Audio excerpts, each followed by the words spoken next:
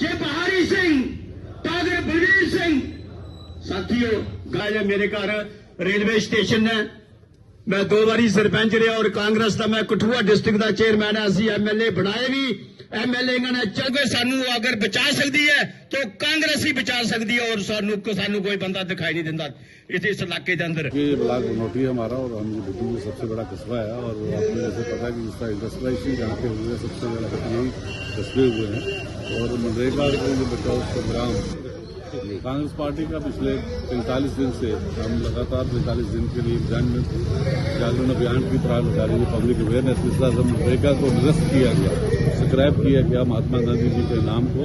और मनरेगा की ऐसी स्कीम थी जो 100 दिन की गारंटी देती थी रोजगार का हर किसान को, मजदूर को और दूसरे वर्ग को गारंटी का जो प्रावधान देते थे, उसको जिस तरह से निरस्त किया गया। और नई स्कीम जो लगाई गई है, नई स्कीम में 60% पैसा केंद्र देगी और 40% राज्य सरकार देगी। इससे पहले 90% जो पैसा था वो केंद्र देता था और 10% जो पैसा था वो राज्य सरकार देती है। हम जैसी गरीब स्टेट्स जो हैं ये ना तो मापदंड कर पाएंगी और उसके बाद ये सिलेक्टिव है।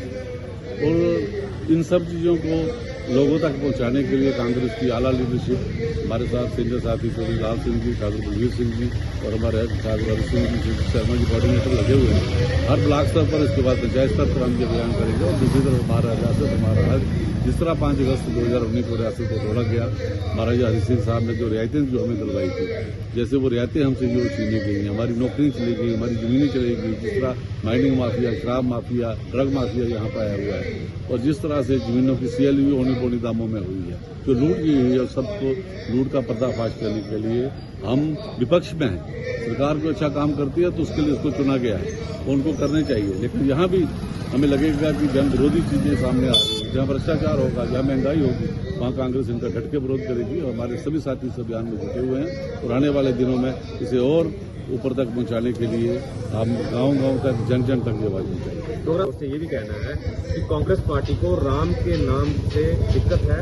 डीवीजी राम जी जो नाम रखा गया है मनरेगा का, तो कहीं ना कहीं कांग्रेस पार्टी को उससे दिक्कत हो रही है। नहीं, ऐसी कोई बात नहीं है। देखिए, जब महात्मा गांधी जी को इन्हीं के एक नथुराम ने उस समय जब वो बिरला मंदिर की सीढ़ियों से नीचे आ रहे थे, उस समय जब उनका एक तरफ से उनको शहीद किया, उस समय भी उनके मुंह से ये राम निकला।